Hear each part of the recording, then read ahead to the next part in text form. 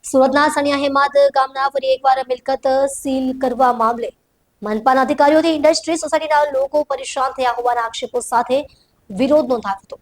સણિયા હેમાદ ગામની મિલકત ધારકો મનપાના અધિકારીઓની કાર્યવાહીથી પરેશાન બન્યા છે. અધિકારીઓ ખોટી રીતે હેરાનગતિ કરી બાંધકામ અટકાવવાનો પ્રયાસ કરતા હોવાનો આક્ષેપ કરવામાં આવ્યો છે. હાલ સણિયા ગામમાં 500થી વધુ ઇન્ડસ્ટ્રીયલ સોસાયટીઓ કાર્યરત છે.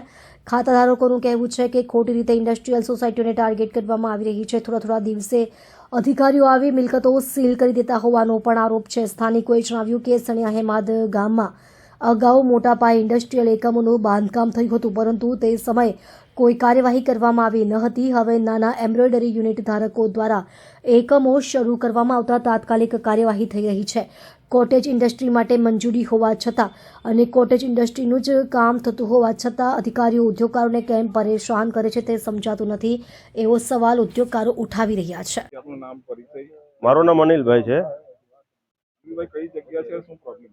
આ સણિયા એમાં વિસ્તાર છે અને અહીંયા અમે અમારી મરણ મૂડી લગાવીને નાના મોટા મકાન બનાવી રહ્યા છીએ રોજગાર જનરેટ કરવા માટે, અમારા એમ્બ્રોઇડરી મશીન ચલાવવા માટે.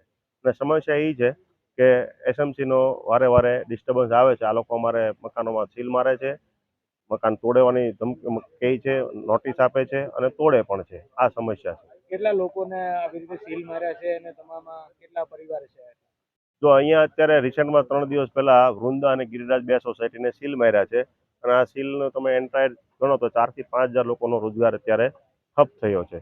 તો આ 4-5 હજાર લોકો ઉપર XYZ જવાબદારી હોય એ તો બધાને ખબર જ હોય, ઘર ચલાવવા માટે શું જવાબદારી હોય. એની સિવાયની મકાન માલિકો ઉપર બેંકની મોટી જવાબદારી છે કે જો આ ન ચાલુ થાય તો ડિફોલ્ટ સિવાય એનો કોઈ કંઈક રસ્તો ન રહે.